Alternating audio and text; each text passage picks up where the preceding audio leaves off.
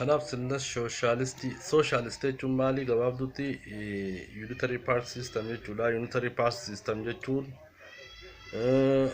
one flag, one nation, one language, one religion. Kana jechuun saba tokko biyya takka alaabaa takka sigaltee alaabaa takka biyya takka sabninis olaanoon Amaaraa afaan olaanoon afaan Amaaraati sabni olaanoon Amaaraa amantiin olaantuun ortodoksiidha. Kanaaf bilisiginnaa wanni keessoo isaa keessa jiru kana jechuudha. Bilisiginnaan kun mirga sabaaf sablammootaa osoo eeguu hin taane mirga siigaltee Amaaraa bichaa eeguudhaan karoorri bilisiginnaa kun Abiyyi Ahmadii fi gareen nafxanyaa gaffidanii jechuudha. Kanaaf kana sabaaf sablammoonni hundinuu akkam fudhanne siigaltee mormaa jiranii. Kanaaf unitary party system yookaan bilisiginnaa kan jiru kana hin fudhannu federaalismii malee siigaltee hin bullu kan jiru uummanni biyya Itoophiyaa sabaaf sablammoonni biyya Itoophiyaa sochii godhaa jiranii jechuudha. Kanarraa kan ka'u irraa dabuu kana keessatti gaafiin mirgaa gaafiin eenyummaan nuuf haa mirkanooftu guyyaarraa guyyaatti siigaltee gabbaa jira ammallee Oomoo Dabub Oomoo kan jirutu gabbee jira sidaamni murtaa'ee fi kana booda Walloos Qimaantis Agawis gaafii isaanii dhiyeeffachaa jiranii kun gaafii heerri mootummaa kannuu fi eenyummaa ofii mirkaneeffachuu kan namaa kennu heera mootummaati federaalismiitu namaa kenna. Kanaaf qixa heera mootummaarra dhaabbatanii mirkaneessuufiin barbaachisaadha jechuudha. Kanaaf roga tokkoon bilisiginnaa jechaatiin mootummaan kun karaa deemu wallaalee jira. Gama biraatiin gaafiin eenyummaan nuuf haa mirkanooftu bal'inaanii itti adeemamaa jira jechuudha. Mootummaan kun waan qabatuu fi waan dhiisullee wallaalee jira. Waan dalaguu fi waan dhiisullee wallaalee jira.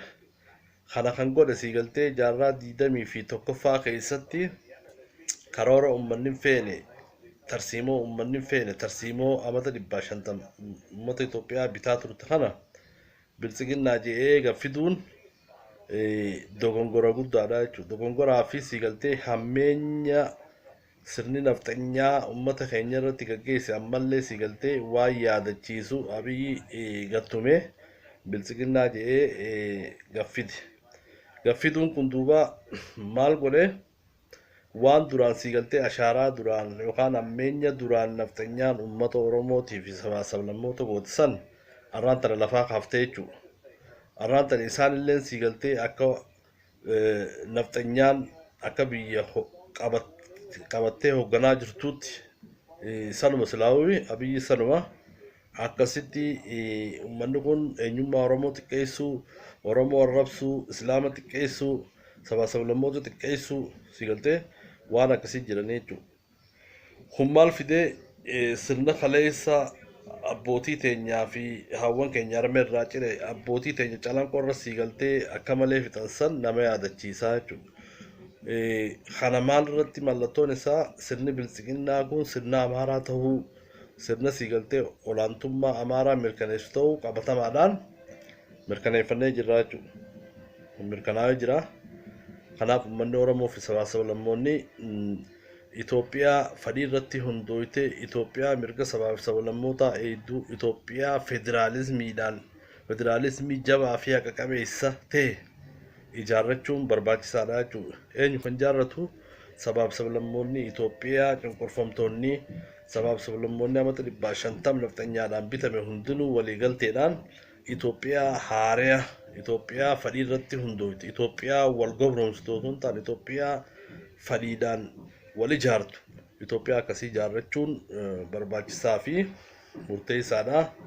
Kana godhuudhaaf waliin mari'achuun barbaachisaa sabaaf sablammoonni warri maali warri fadhii federaalistii qabu warri fadhii federaalismiin buluu qabu waliin dhufanii marii gaggeessanii akkasitti sirna amma jiru kanallee ifirraa kaasanii sirna haaraa sirna dimokiraasii sirna federaalismii sirna siigaltee eenyummaa saboota mirkaneessu ijaarrachuun barbaachisaa fi murteessaadha. Kanaaf kana hayyootaa fi hayyoota sabaaf sablammootaa fi akkasumas qaamni paartiileen irra dalaguu qaba. Irra dalaganii siigaltee mana daawwachuun yeroodhaan barbaachisaa fi murteessaadha. Kanaaf chaanaalii kana gogoleetu subscribe share godhuudhaan nu gargaara. Yeroo itti aantu xiinxala garagaraa odeessa garagaraa qabannee dhufnaa akka nuti siigaltee qabannee jabaannee dhufnu yookaan nu godhu isinii maal godhuun subscribe share godhuudhaan nu bira dhaabbadhaa. Galatoomaa fayyaa ta'a.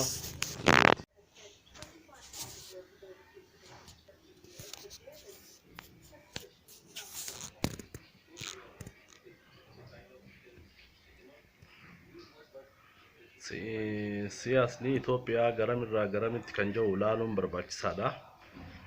Yeroo ammaa tana siyaasni Itoophiyaa siyaasni bilisiginnaadha. Complex ta'ee jira. Wanni siigaltee isaan qabatanii jiraniin federaalizimii balleessuudha. Federaalizimii balleessuudhaan sooshaalistii bakka buusuudha jechuudha. Kun siigaltee hanqam takka uummata sabaa fi sablammootaa biratti fudhatama qaba kan jiru gaafiidha jechuudha. Gaafii guddaadha yookaan rakkoo guddaa uumaati jira.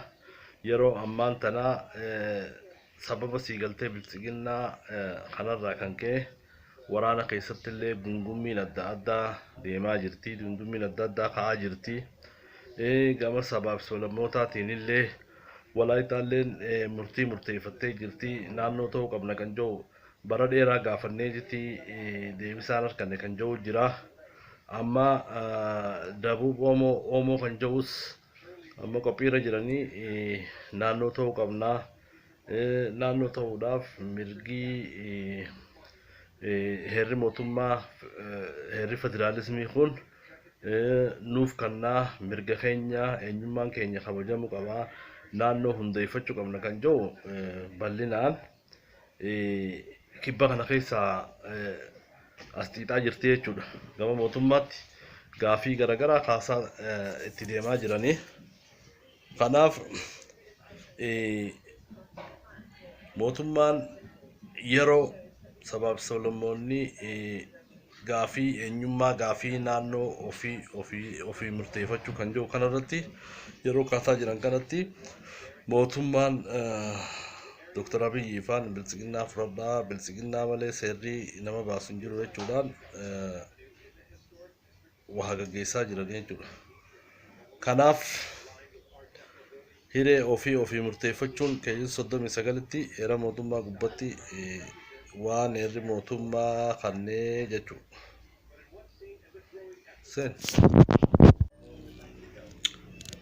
Assalamu alaikum warahmatullahi ta'ala wabarakatuh. Jirtu kam jirtan nagaa fayyaadha. Akkamitti